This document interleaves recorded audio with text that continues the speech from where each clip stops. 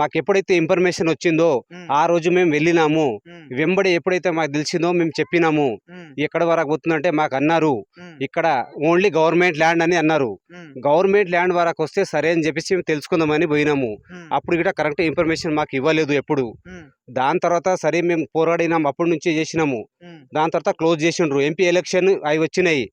Already మేము రేవంత్ రెడ్డికి అంటే మాకు చెప్పిండు చాలా సార్లు ఓట్లప్పుడు ఎప్పుడైతే ఈ ఎంపీ మన అసెంబ్లీ ఎన్నికలు ఎప్పుడైతే వచ్చినాయో ఆ టైంలో గత ప్రభుత్వం అయితే ఎప్పుడు బీఆర్ఎస్ ఉండేనో అప్పటి నుంచి ఎప్పుడైతే తర్వాత ఎలక్షన్ వచ్చినా మేము గట్టిగా మాట్లాడినాము, చేసినాము, ఆయన గెలిపించుకున్నాము.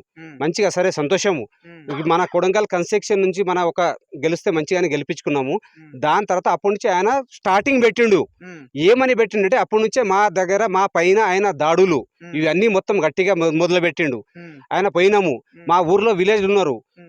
మా హకింపేటు, పోలేపల్లి, లగచెర్ల, రోటిబండ తండ, పులిచెర్ల కూడా తండ, ఇర్లాపల్లి తండ, కొండాయపల్లి, ఈ 5 ఊర్ల అప్పటి నుంచి అయితే మేము ఎప్పుడైతే మాకు తెలిసిందో అప్పటి నుంచి చెప్తున్నాం మేము. అయితే వాళ్ళు ఓన్లీ అక్కడ గవర్నమెంట్ ల్యాండ్ అన్నారు. ఇక్కడ గవర్నమెంట్ ల్యాండ్ అంటే గవర్నమెంట్ ల్యాండ్ ఏమి ఇక్కడ లేదు. ఓన్లీ తిప్పి కొడితే అంత తిప్పి కొడితే 400 ఎకరాలు మాత్రమే. 400 ఎకరాలు గిట అది ఏదో పోడు భూమి కాదు, గుట్టలు రాళ్ళు రప్పాలు కాదు. ఇక్కడ ఓన్లీ మొత్తం సాగు చేసుకొని 1920లో అప్పుడు ఇచ్చిండ్రు వాళ్ళు. అప్పటి నుంచి మేము ఇక్కడ సాగు చేసుకొని బతుకుతున్నాం మేము. ఆ విధంగా అప్పటి నుంచి మేము బతుకుతున్నాము. అయినా దాని మీద పట్టాలు పొలాలు అంతా మేము ఎప్పుడు మా తాత మాది 7వ తరం, ఇది 7వ తరము. అదే హైదరాబాద్ లో చార్మినార్ ఎప్పుడు కట్టిండ్రో దాని ముందు కంటే మా వాళ్ళు ఉన్నారు ఇక్కడ. అంటే మా తాత ఒక తేజనాయక్, ఇదే ప్లేస్ లో తేజనాయక్ తండ్రి పేరు జమ్లా నాయక్. అప్పుడు 1920 ఆ టైం నుంచి ఉన్నాం మేము. అక్కడ ఎవరు లేరు. ఇక్కడ ఒక మనిషి వచ్చి దాని తర్వాత ఇప్పుడు మేము దగ్గర మా దగ్గర 300 కుటుంబాలు మేము. ఇది మా 7వ తరము. తరం 7వ తరం మాది. అయినా మేము ఇంత చేసినా గానీ ఆయనకు అసలు అప్పుడు నేను మాట్లాడేది అంటే మీరు అందరిగిట మీరు ఫోకస్ చేయాలి, ఇది పెట్టాలి, ఇది చాలా పెద్ద చరిత్ర, ఇది అక్కడ ఇది మొత్తం తెలుసుకోవాలంటే దాని కొరకు మేము పోరాడేది. మేము వద్దని చెప్పినాము. మేము పోయినాము. 6 నెలల నుంచి ఎప్పుడైతే ఇది మాకు ఇన్ఫర్మేషన్ వచ్చిందో అప్పటి నుంచి మేము వెళ్ళినాము, చెప్పినాము. ఆ టైంలో ఇదే స్ట్రగుల్లో మేము ఈ ప్రాబ్లం మీదనే ఉన్నాం మేము 6 నెలల నుంచి మేము. దాని తర్వాత మేము పోతే ఆయనకు వెళ్ళినాము. అసలు ఈడ పేరుకే ముఖ్యమంత్రి రేవంత్ రెడ్డి. మొత్తం నడిచేది వాళ్ళ అనుచరులు, వాళ్ళ అన్నదమ్ములు, చిన్న తమ్ముడు, పెద్ద తమ్ముడు, తిరుపతి రెడ్డి గాని, కొండల రెడ్డి గాని నడిచేది మొత్తం వాళ్ళ భోగోతం. ఇక్కడ మొత్తం అన్ని విధాలుగా పోయినాము. అదే తిరుపతి రెడ్డి దగ్గరికి మేము వెళ్ళినాము. సార్ మాకు ఇన్ఫర్మేషన్ వచ్చింది, ఇట్లా మ్యాప్ తీసుకొచ్చిండ్రు.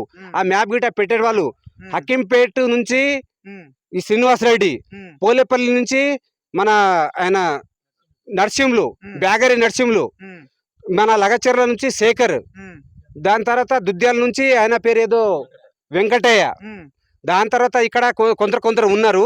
వాళ్ళంతా దొంగతనంగా వెళ్ళి ఇక్కడే ఇంకొకటి ఇక్కడ మన పోలేపల్లి జాతర, ఇది 200 సంవత్సరాల నుంచి అది ఆల్రెడీ మన గవర్నమెంట్ లో ఉంది. అది గవర్నమెంట్ లో ఉంది. ప్రతి ఒక్కరు మహారాష్ట్ర, ఇక్కడ పూణే, ఇక్కడ నుంచి మనకు సంగారెడ్డి, ఈ కర్ణాటక ప్రాంతము, మహారాష్ట్ర మొత్తము, ఇక్కడ మన మహబూబాబాద్, వరంగల్, ప్రతి ఒక్క దగ్గర నుంచి వస్తుంది.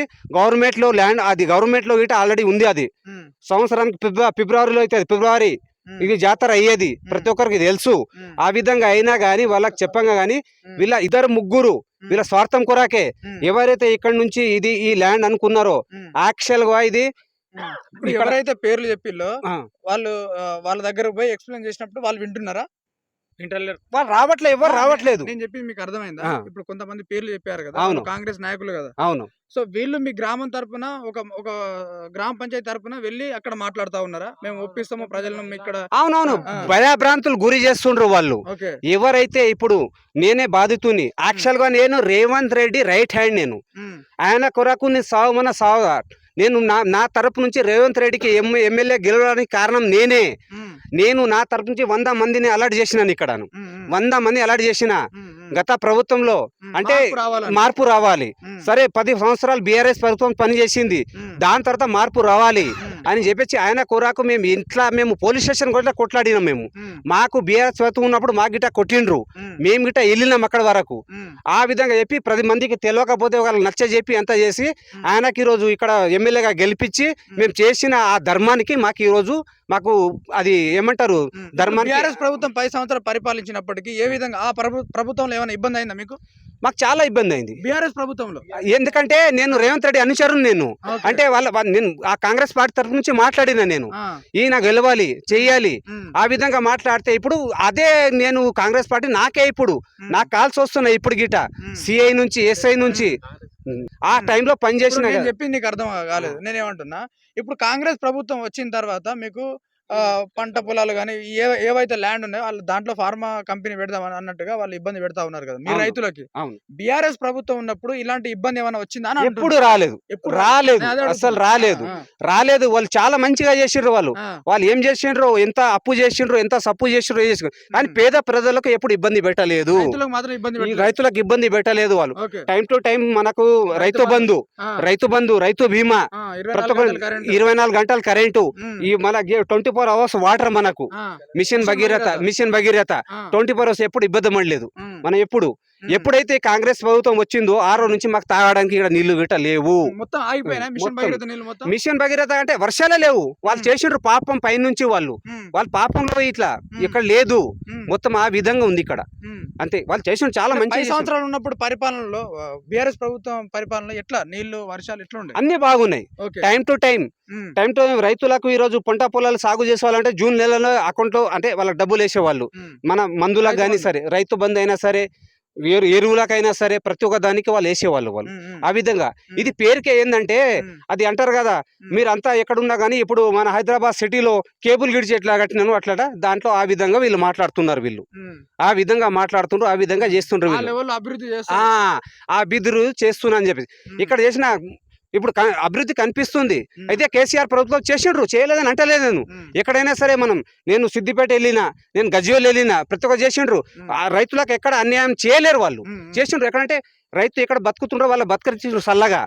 అయితే మళ్ళీ ఇక్కడ మనకు గుట్ట భూమి ఎక్కడుంది, ఆ విధంగా గుట్టని రాళ్ళు రప్పని తొవ్వియ చేస్తుంది. కోకాపేట స్టేజ్ లో ఇప్పుడు కోకాపేటలో అక్కడే ఎంతమంది గుట్ట రాళ్ళు రప్పాలు ఉన్నా గానీ ఆ రాళ్ళు రప్పను పడగొట్టి దాన్ని దొవ్వి చేసి మంచి మంచి కంపెనీలు తెచ్చిండ్రు. వాళ్ళు తెచ్చి ఎక్కడ కడుతుండ్రు, ఆ విధంగా కట్టుండి మేము సహకరిస్తాము. కానీ మేము ఇప్పుడు 100 సంవత్సరాల నుంచి బతుకుతున్నాం. మేము ఇక్కడ ప్రతి ఒక్కటి పట్టా ల్యాండ్, ఇక్కడ అసైన్మెంట్ ల్యాండ్ అనేది లేదు, మన గౌటన్ భూమి అనేది లేదు.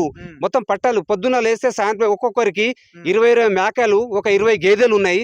పొద్దున్న లేచి వాళ్లకు పాలు పిండి అంతా చేసి మొత్తం చేసి పాలు పిండితేనే వాళ్ళకు వచ్చేది, దాని మీద ఆధారపడి బతుకుతుండ్రు ఇక్కడ ప్రతి ఒక్కరు. ఇక్కడ ఇంకొకటి వాళ్ళు చెప్పినట్లు సరే, ఇది మాత్రం గొప్పగా చెప్పాలి. ఇది మహబూబ్ నగర్ అంటేనే, పాలమూరు అంటేనే మొత్తం వలస దాంట్లో ప్రతి ఒక్కటి ముంబై, ప్రతి ఒక్కరు మహారాష్ట్ర, పూణే, ఇక్కడ కర్ణాటక, ప్రతి ఒక్క రాష్ట్రంలో పోయి బతికే వాళ్ళు మొత్తం చిన్న మొత్తం అంటే వాళ్ళు ఎంత కష్టపడి ఎంత ఇది చేసి వాళ్ళు మీద బతికే మొత్తం ఇది రైతులు ఇక్కడ మొత్తం టోటల్.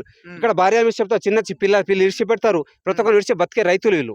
పోయి ఇక్కడ ఇంత సర్వనాశనం చేస్తే ఏం చేయాలి మేము? ఎక్కడ పోయి బతకాలి మేము? నేను గిట్ట ఒక బాధితునే. నేను మా తమ్ముడు, నాకు 5, 6, 7 నాకు అక్క చెల్లెలు. నేను కూడా మన దుబాయ్ తిరిగిన, నేను కువైట్ తిరిగిన, నేను సౌదీ తిరిగిన. నేను ఎందుకంటే మా ఆస్తి ఎందుకు కాపాడిన నేను. ఇప్పుడు నా దగ్గర పని చేసి శానతనం నాకంటే నాకు ఇది ఉంది, అనుభవం ఉంది. బాగా బతికొచ్చి మేము మా తాతలు ముత్తాతల నుంచి కాపాడిన భూమి మేము. ఇప్పుడు ఈ టైంలో వచ్చి ఏమంటారు, అది మొత్తం పండిన తర్వాత డేగా వచ్చి ఎట్లా పైకి ఎత్తుకుపోయినట్లు అన్నట్లు ఈ కథ ఉంది, మొత్తం నడుస్తుంది ఇక్కడ. ఇప్పుడు నువ్వు కాంగ్రెస్ పార్టీ కార్యకర్త. అవును. ఒక మాట అడుగుతా, ఇది ప్రజాపాలన లేదంటే రౌడీ పాలన? రౌడీ పాలన, రాక్షసుల పాలన ఇది.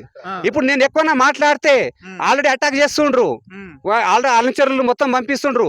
సివిల్ డ్రెస్ లో వస్తారు వాళ్ళు, మొత్తం సివిల్ డ్రెస్. స్వేచ్ఛ లేదు. ట్రాక్ చేస్తుండ్రు, మా నంబర్ ట్రాక్ చేస్తుండ్రు, మా మొబైల్ నెంబర్ ట్రాక్ చేస్తుండ్రు, ఎక్కడ ఉన్నారు ఏంటి అనేది మొత్తం ట్రాక్ చేస్తుండ్రు వీళ్ళు. ఎక్కడ ఉన్నారు ఏంటి వీళ్ళని.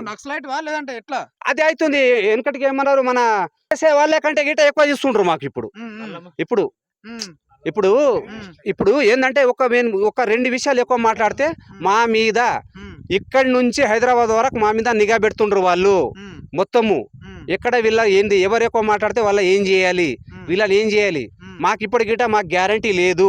మాకు ఎప్పుడు గిట అటాక్ చేసినా ఏం చేసినా వాళ్ళు ఎక్కడ చంపేసినా మాకు గ్యారంటీ లేదు. ఎక్కడ పోయి వాళ్ళు ఎక్కడ చంపేసినా గానీ మాకు గ్యారంటీ లేదు. ఆ విధంగా అటాక్ చేస్తుంటారు వాళ్ళు. నేను కొంచెం ఎక్కువ మాట్లాడి ఎక్కువ చేస్తే మొత్తం వాళ్ళ నంబర్ తీసుకోవాలి. సో నిన్నే టార్గెట్ చేస్తా ఉన్నారు. నిన్నే మళ్ళీ నాకే అందుకనేనా మీడియా ఛానల్ ఇక్కడ ఏ మీడియా ఛానల్ కూడా రావట్లేదు? ఎవరిని రావట్లేదు. మీరు వచ్చిన మీ దగ్గర దాడి చేయడం జరుగుతుంది ఇక్కడ. మీరు మేము కాదు, మీరు గిట సేఫ్ లేరు ఇక్కడ. ఆ విధంగా చేస్తుండ్రు వీళ్ళు. ఈ విధంగా మేము ఒక్కటే అడిగేది, సరే ఒకరు ఇప్పుడు పెద్ద పెద్ద ఫార్మరీ కంపెనీ చేస్తున్నావు ఓకే, మేము కాదు సాగతిస్తాం దానికి. కానీ మీరు రావాలి, ఏది పెట్టాలి, ఏం చేయాలి. ఉన్నాయి చాలా భూములు ఉన్నాయి, చాలా మంచి మంచి గుట్టాలు రాడ్రప్ప తాత మా ముత్తాతలు ఉన్నంచు నుంచి ఇక్కడ చేస్తలేము. దాన్ని మీరు చేసుకొని అక్కడ పెట్టండి, ఒక మంచి దానికి పెట్టండి. ఇక్కడ మా దగ్గర ప్రాజెక్టు లేదు, ఏం లేదు, ఒక వర్షపు చుక్క లేదు, ఏం లేదు. ఇప్పుడు వరకు ఈ టైం వరకు మా పంట పొలాలు మొత్తం చకచక అంటే పంటలు వేసుకొని ఆ టైం వరకు అయ్యే వరకు మా టైం లేదు. ఈ విధంగా మేము మొత్తం బాధపడుతున్నాం. మేము వర్షాలు లేక ఎంత ఆందోళన ఉన్నామో ఆ విధంగా. ఎవరు చూసినా కూడా కాంగ్రెస్ ప్రభుత్వం వస్తే వర్షాలు కాలం అవ్వట్లేదు, వర్షాలు మాట్లాడుతూ ఉన్నారు. వాస్తవంగా దీని వెనకాల ఏమైనా ఉన్నదా? అది ఉండొచ్చు, నేను అనుకుంటున్నా అది. ఎందుకంటే చెప్పినావు కదా, అవును పాపం చేసిళ్ళు అందుకనే. అయితే వీళ్ళది ఇంకొకటి నేను స్పెషల్ గా చెప్పడం అంటే వీళ్ళది ఏంటి అసలు యాక్చువల్లీ ఇదే రేవంత్ రెడ్డి ఎక్కడ ఆయన, ఈ కొండలరెడ్డి ఎక్కడ ఆయన, తిరుపతి రెడ్డి ఎక్కడ ఆయన. మేము చాలా ఆయనకి ఇచ్చిన 3 సార్లు గెలిపించినాం మేము ఇక్కడ గురునాథ్ రెడ్డి 25 అంటే 5 సార్లు పరిపాలన చేసిండు. 5 సంవత్సరాలు అంటే 25 సంవత్సరాలు ఇక్కడ పరిపాలన చేసిండు. వాళ్ళకి పడకపోయేది. హస్నాబాద్ దగ్గర వాళ్ళ దగ్గరికి ఎన్కౌంటర్ అయిపోయింది, ఒకరి మీద ఒకరు వాళ్ళు ఎన్కౌంటర్ చేసుకున్నారు, కాల్చుకున్నారు. అయినా మేము సపోర్ట్ చేసినాము. అలాంటిది ఆయన అది ఒక కోట ఉంటది, చరిత్ర ఉంది, ఒక 200-300 సంవత్సరాల చరిత్ర ఉంటది ఆ కోటకు. ఆ కోట చరిత్ర కొట్టేదానికి ఇద్దరు కొట్లాట చేసుకొని ఆయన కోట కులుపుతా అనుకున్న ఆయన ఇదే రేవంత్ రెడ్డి గారు.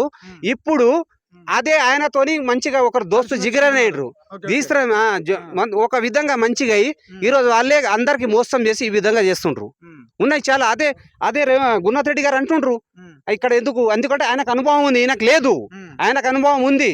ఇక్కడ వద్దులే, మనకు నమ్ముకున్న మనిషి ఆయన, అందరికి నమ్ముకున్న ప్రజలు మనకు వీళ్ళంతా, ప్రతి ఒక్క రైతులు నమ్ముకున్న మన రైతులు బయటికి ఎక్కడ వెళ్దామంటే వేరే దగ్గర పెట్టుకోవాలంటే ఆయనను కలుపుకొని ఏదో చిన్న పోస్టింగ్ ఇచ్చేసి ఆయనకు ఏదో వేసుకొని ఆయనకి దగ్గర వేసుకోవడం ఇది కరెక్ట్ కాదని నేను ప్రతి ఒక్క ఇన్నోళ్ళ దగ్గరికి నేను విన్నపం చేస్తున్నాను. నేను ఆ విధంగా అంటే ఇక్కడ అదే జరిగేది ఆయనది ఒకటే. అంటే ఏమంటారు, అది చేసేది ఒకరు, శివసేన కుర్చీలో కూర్చొనేది వేరే వాళ్ళు, ఇక్కడ చేసే వాళ్ళు మొత్తం దర్జనం ఆయనకు. ఇప్పుడు నేను ఆఫ్టర్ 2 days బిఫోర్ జరిగింది చెప్తున్నా. నేను ఇక్కడ మేము మా ప్రాబ్లం గురించి మేము ఏదో ఒక చిన్న అది ధర్నా గురించి మేము పెట్టుకున్నాము.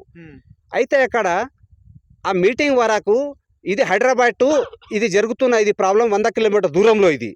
అక్కడ నుంచి వస్తుంటే హైదరాబాద్ నుంచి ఆయన దగ్గర ఒక 7-8 చెక్ పోస్టులు మొత్తం పెట్టిండు. ఆయన ఇన్ఫర్మేషన్ ఇచ్చుకుంటా ఎక్కడ ఏం జరుగుతుంది. మా ధర్నా ఎప్పుడైతే విరమించుకున్నామో అప్పుడు ఆయన ఎంట్రీ అయ్యిండు. ఆఫ్టర్ ఇది లంచ్ అందరు తినమా, మేము ఇక్కడ మంచి 5 స్టార్ హోటల్, ఇన్ఆర్బిట్ మాల్, మేము ఏఎంబి మాల్, ఐటీసీ కోరును దాంట్లో గిట్ట మేము తింటాము. మేము తినలేమా, మాకు లేదా అది? అక్కడి నుంచి వస్తుంటే అందరికి ఇన్ఫర్మేషన్ పోలీసు వాళ్ళకు రోడ్డు వెంబడి పెట్టి అక్కడ మేము విరమించారు. ఆయనకు అసలు ఈ తిరుపతి రెడ్డికి ఏం పది ఉంది? ఈయన ఒక వార్డ్ నంబర్ కాదు, ఈయన అసలు వార్డ్ నంబర్ కాదు, ఒక సర్పంచ్ కాదు, వాస్తవంగా చెప్పాలంటే ప్రజాప్రతినిధే కాదు. ఆయనకు అసలు ఏదే లేదు. ఆ విధంగా దౌర్యం చేసుకొని ముందు వెనకాల కాన్వాయ్ దగ్గర సెక్యూరిటీ దగ్గర ఒక 40 మంది పోలీసులు ఆయనకు ముందు వెంబడి వెళ్ళినా ఏం చేసినా అంతా బందోబస్తు ఇవ్వడం ఎందుకు ఈయన కారణము. దీంట్లో నేను ఏదో నా బాధ గురించి చెప్పట్లేదు. మన కాంగ్రెస్ ప్రభుత్వంలో ఎవరో మంచి మినిస్టర్ ఎవరు ఉన్నారు, సరే అందరూ వినాలి. శ్రీధర్ రెడ్డి గారు వినాలి, ఉత్తమ్ కుమార్ రెడ్డి వినాలి, మన భలే సీతక్క వినాలి, మన బట్టి విక్రమార్క వినాలి, డిప్యూటీ సీఎం గారు వినాలి. ఆయనకు అంతగానం ఏంది? ఇప్పుడు ఆయన బర్త్డే అయింది, నేను అక్కడ జూబ్లీహిల్స్ లో మనం చూసినాము పెద్ద హోల్డింగ్లు. ఆయనకు అసలు ఏం కాదు, ఆయన ఒక వార్డ్ నెంబర్ కాదు, ఒక ఇది కాదు, ఆయనకు పెద్ద హోల్డింగ్లు. మీ పార్టీ వాళ్ళే కదా హెలికాప్టర్ లో పోయి కత్తులతోటి కేకులు నరుకుతా ఉన్నారు. అవును, అదే ఇప్పుడు మంచి ఇప్పుడు మన హనుమంతరావు ఉన్నారు, మంచి పెద్ద సీనియర్ మన జీవన్ రెడ్డి గారు ఉన్నారు, మంచి మన జనార్దన్ ఆయన జానారెడ్డి ఉన్నారు. వాళ్ళకి ఆ ఎన్ని సంవత్సరాల నుంచి పోరాడుతున్నారు వాళ్ళు. అయినా గానీ ఆయన కాకుండా ఇక్కడ ఈయనకు అంత పెద్ద సెక్యూరిటీ ఇవ్వడం దేనికి ఇది కారణము అని మీరు అది చెప్తా ఉన్నారు. అడుగుతా ఉన్నా నేను. దీనికి ప్రభుత్వం గిట్ట ఆలోచన చేయాలి. ఇది గాంధీ భవనం వరకు పోవాలి. ఇది మంచి మంచి ప్రభుత్వం కాదు ఆలోచన చేసేది, ప్రభుత్వం కాదు ఆలోచన చేసేది, ఓకే ఓకే ప్రజలు ఆలోచన చేయాలి. అది వాస్తవంగా ప్రజలు ఆలోచన చేయాలి. చేయాలి. ఓకే. అంత పెద్దగా ఈయనకి ఏం అవసరము? మొత్తము దౌర్జన్యం నడుస్తుంది ఇక్కడ. ఏమైనా ఇది చేస్తే ఆ విధంగా నడుస్తుంది. మేమైతే నేను లాస్ట్గా మాట్లాడేది ఒకటి, అది ఫార్మా కంపెనీ మాకు అసలు వద్దు, మాకు అవసరం లేదు. మేము ఏ విధంగా బతుకుతున్నాం ఆ విధంగా మాకు చాలు. ఇంత మంచి వాతావరణం మాకు. అది ఇంకొకటి, ఇది పెద్ద దీనికి మేము ఇదే కరోనా టైంలో కరోనా వస్తే అందరూ మంచి హాస్పిటల్లో పోయినరు. మంచి హాస్పిటల్ అసలు అక్కడ వెళ్తే పడుకోనీకే మాకు అసలు ఏం లేదు. మనకు ఒక బెడ్ లేదు, ఏం లేదు. మేము ఎక్కడ వెళ్ళక ఇక్కడికి వచ్చేసి మనకు కొన్ని అడవిలో కొన్ని చెట్లు దొరుకుతాయి మనకు, దాని నాటు వైద్యం అది చేసుకొని మేము తాగి ఇక్కడ వచ్చి మేము బతుకులు ఉన్నాము. అదే హైదరాబాద్ లో ఎంత మంది చనిపోయారో తెలుసు.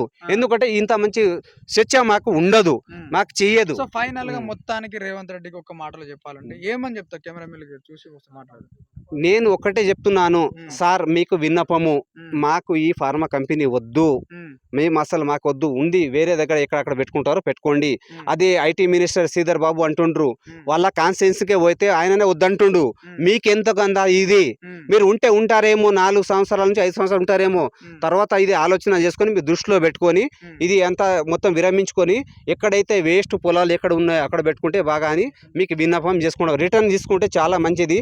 చాలా ఒక్కొక్కరు ఇప్పుడు హైదరాబాద్లో బతకాలంటే 50 నుంచి 60 మధ్య సంవత్సరాలు చనిపోయి పోతుండ్రు. మా దగ్గర ఒక్కొక్కరు 120 సంవత్సరాలు బతికి ఉన్నారు. మా అవ్వోళ్ళు, మా తాతోళ్ళు, పెద్దోళ్ళు ఇప్పుడు వరగిట్టు ఉన్నారు. వాళ్ళు ఎక్కడికి వెళ్ళి హాస్పిటల్కి ఒక ట్రీట్మెంట్ తీసుకోలేరు, ఒక ఇంజెక్షన్ తీసుకోలేరు. వాళ్ళు బయట ప్రపంచం తెలియదు వాళ్ళకు. ఓకే. వాళ్ళు ఇప్పటికైనా ఒక మిరపకాయ తిని వాళ్ళు ఆరోగ్యానికి ఏమి ప్రాబ్లం ఉన్నా కానీ వాళ్ళు సాల్వ్ చేసుకుంటారు. ఒక పచ్చిమిర్చి తిని గిట ఆ విధంగా బతికిన వాళ్ళు ఉన్నారు. అందుకొరకు విన్నపం మీకు అన్ని విధాలుగా ఫ్యూచర్లో మీ గిట అన్ని విధాలుగా మీకు రుణపడి ఉన్నాం మేము.